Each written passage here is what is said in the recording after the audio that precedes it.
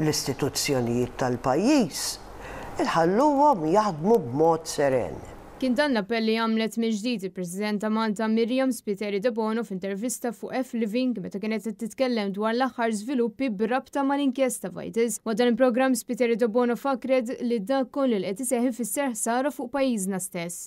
Min ikun irid jinvesti f'pajjiżna ma nagħmlux affarijiet illi dawn ikunu ta' dannu għalina.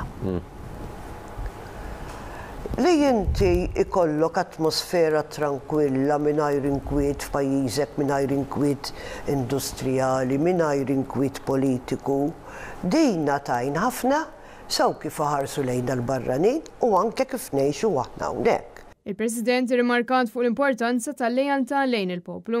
Lealtà lejn pajjiżhom. Imma l-lealtà lejn il-pajjiż trid tissarraf ukoll f'lealtà lejn il-poplu ta' dak il-pajjiż. U qudiem l-attakki kontinwi lejn il-ġudikatura minn Robert Abela nnifsu, Miriam Spiteri de Bono qalet li għandha fiduċja fil-ġudikatura ta' pajjiżna. Jien għandi fiduċja qawwija fil-persuni illi qegħdin fil-ġudikatura.